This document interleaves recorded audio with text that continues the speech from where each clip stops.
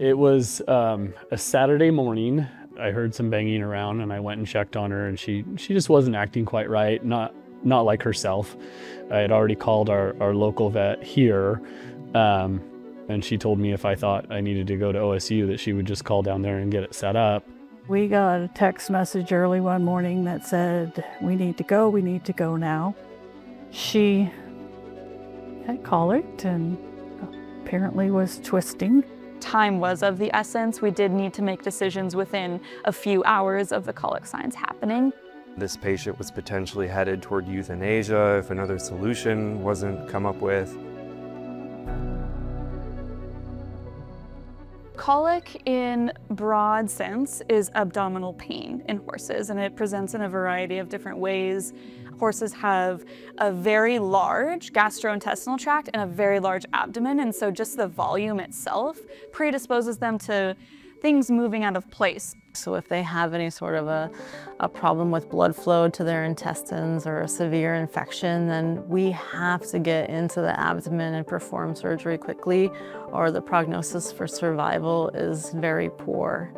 We proceeded with surgery for her, and as her case progressed, she did develop an incisional site infection, which is reported anywhere between, roughly 5 to 30% of colic surgeries can develop surgical site infections.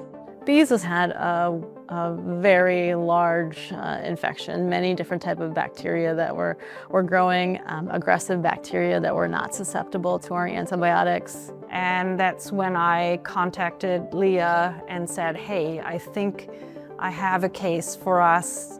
She said, can we try this phage therapy on this case? And I got very excited because this is what I was waiting for. Phage is a nickname or layman's term for a bacteriophage.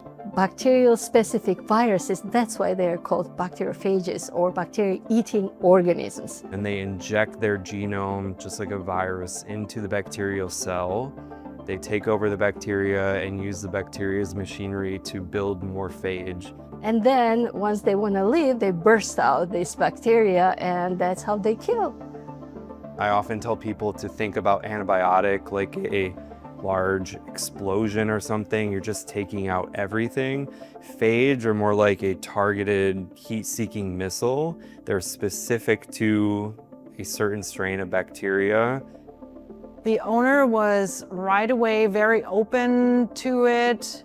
Based on human studies, the risk of side effects is very low. We weren't ready to lose the horse yet, so it was worth a try. They immediately submitted the swab to the diagnostic lab to find out what is causing this infection. What we saw, though, was an initial culture result of heavy E. coli growth with really virulent morphology. It was mucoid, and that's what makes it so bad to have in a wound. So we started doing screening for new phage isolation specific to the bacteria that were in the wound of this patient. So when we talk about libraries, we try ourselves to kind of discover as wide range as possible. So hopefully when we receive some strains from the clinical patient, then hopefully one of those or couple of those that we can assemble in the cocktail would be effective against that specific strain. Leah has over 1,000 environmental samples. I had a large collection of samples that I had been obtaining from the wastewater facility, from wound samples. You can isolate this phage from anywhere, from any sample, but the wastewater is a huge source because that's where the majority of many bacteria ends up. Wherever you have those hosts, that's where phages are. The phage were just in a solution in a spray bottle, and that was just sprayed topically on the wound. 24 hours after we did the first phage treatment, we completely saw the disappearance of that mucoid morphology, and we saw the count drop significantly. There was a massive reduction just in the first 24 hours. I was there every single morning for a month doing her treatments. Assembling cocktail whenever veterinarians would say, okay, we are ready, let's do it now. And to have something that simple make such an impact, that was really impressive for me. We know that antibiotics are gaining resistance, and in a lot of areas they just can't quite penetrate the infected area. So this phage therapy, where you can topically apply them to the problem spot, is really going to be a huge benefit in the future. Phage are everywhere, and we can use them to treat these resistant infections that an antibiotic isn't going to work for.